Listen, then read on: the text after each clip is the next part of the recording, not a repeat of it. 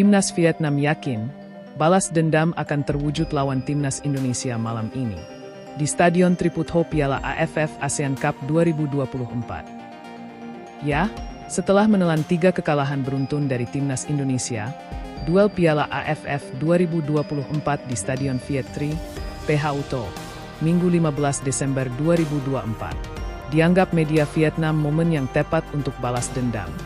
Vietnam versus Indonesia. Jika tidak menang, kapan lagi? Tulis media Vietnam News. Dalam 3 pertemuan terakhir Vietnam selalu kalah dari Timnas Indonesia. Kekalahan pertama terjadi di Piala Asia 2023, 19 Januari 2024. Ketika itu Vietnam kalah 0-1 lewat tendangan penalti Asnawi Mangkualam. Timnas Indonesia kemudian meraih 2 kemenangan beruntun 1-0 pada 21 Maret dan 3-0 pada 26 Maret atas Vietnam di kualifikasi Piala Dunia 2026.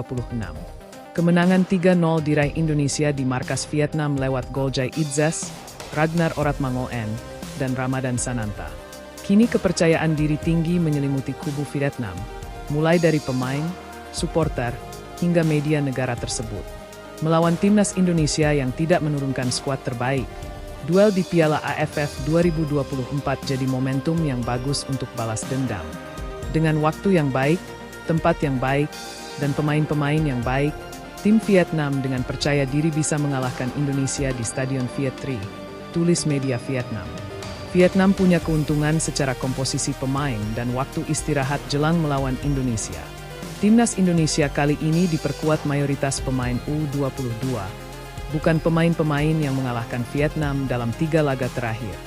Kenangan kekalahan menyakitkan di kandang sendiri menjadi pelajaran besar bagi tim Vietnam.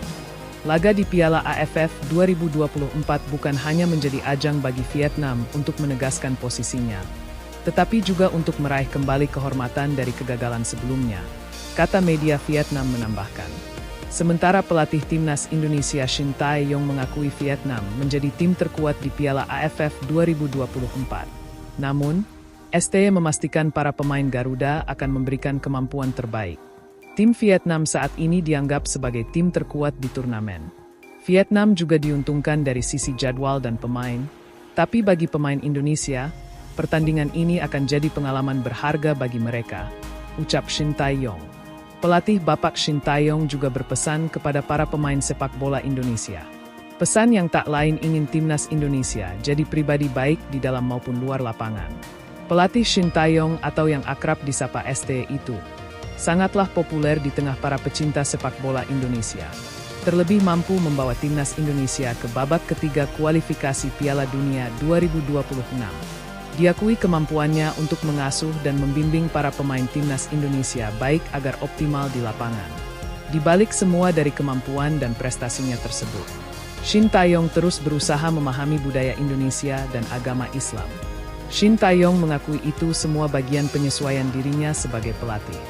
Bukan hanya Shin Tae-yong yang perlu belajar, tapi juga para pemain skuad Garuda. Pembelajaran yang ST titipkan dan tekankan, agar Timnas Indonesia tetap menjadi pemain profesional dan beradab, beretika. Yang paling penting, jangan pernah melupakan teknik dasar. Kemudian, harus menjaga attitude, sikap, karena perilaku kita pasti terlihat, kata Shin Tae-yong jelang pertandingan melawan Vietnam malam ini.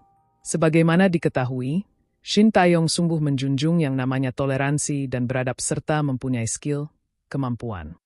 Menurut pelatih asal Korea Selatan itu, pemain-pemain Indonesia sebenarnya memiliki potensi yang bagus. Itulah mengapa dirinya selalu memberikan saran selalu belajar dan mengasah kemampuan diri tanpa mengabaikan hal-hal dasar. Sebagai orang tua Timnas Indonesia, Shin Tae-yong mengingatkan pula kepada semua pesepak bola Indonesia agar menjaga sikap dan mengendalikan diri di dalam maupun luar lapangan. Meski pemain bola itu atlet, tetapi perlu memiliki sikap yang baik seperti membantu persoalan sosial di Indonesia, tegasnya. Diketahui, ST bersama Timnas Indonesia sejak 2019 lalu. Ia merasa asing dengan budaya dan kebiasaan pemain-pemain Indonesia dalam menjalankan ibadahnya. Meskipun asalnya bukan dari negara Muslim, Shin Tae-yong ini semangat untuk memahami agama Islam dengan cepat. Saat saya baru datang, saya berusaha untuk memahami budaya Islam, ungkap Shin Tae-yong.